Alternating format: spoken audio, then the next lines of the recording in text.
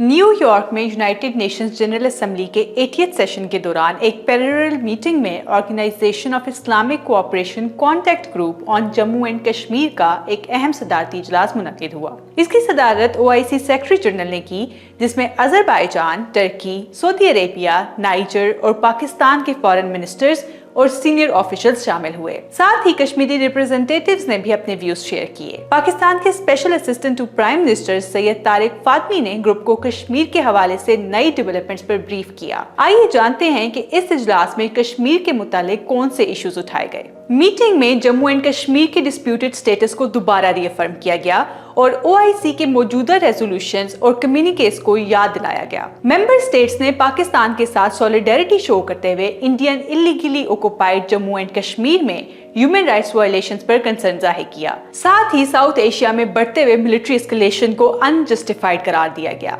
Ministers ने खास तौर पर पाकिस्तान और आजाद जम्मू एंड कश्मीर के मुख्तलिफ मकामात पर इंडिया की तरफ से किए गए हमलों का जिक्र किया और कहा कि ऐसे वाकयात रीजन को डिस्टेबलाइज कर सकते हैं। कम्युनिके में स्ट्रेस किया गया कि 22 अप्रैल 2025 के पहलगाम अटैक के बाद के इवेंट्स ने दोबारा साबित कर दिया है कि ड्यूरेबल पीस तब तक मुमकिन नहीं जब तक कश्मीर इशू को UN सिक्योरिटी काउंसिल के रेलेवेंट रेजोल्यूशंस और कश्मीरी अवाम की एस्पिरेशंस के मुताबिक रिजॉल्व ना किया जाए। इस मीटिंग में तुर्की के प्रेसिडेंट तैयब उर्दगान का बयान भी अहमियत का हामिल है।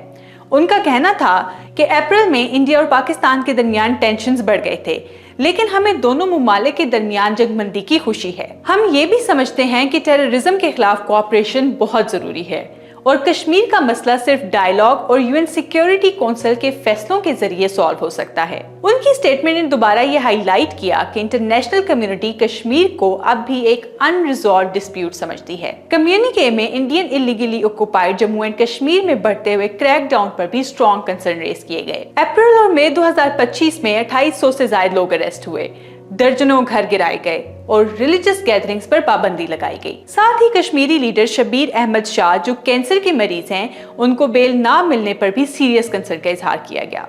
मिनिस्टर्स ने पॉलिटिकल वर्कर्स और ह्यूमन राइट्स डिफेंडर्स की प्रोलॉन्ग डिटेंशंस और 2019 के यूनिलैटरल इंडियन स्टेप्स को कंडेम किया, जिससे कश्मीर के डिस्प्यूटेड स्टेटस को अंडरमाइन करने की कोशिश की गई। अप्रैल 2025 में OIC स्पेशल एनवॉय के विजिट को वेलकम किया गया और मई 2025 में UN में OIC एम्बेसडर्स के ज्वाइंट प्रेस स्टेटमेंट को याद दिलाया गया।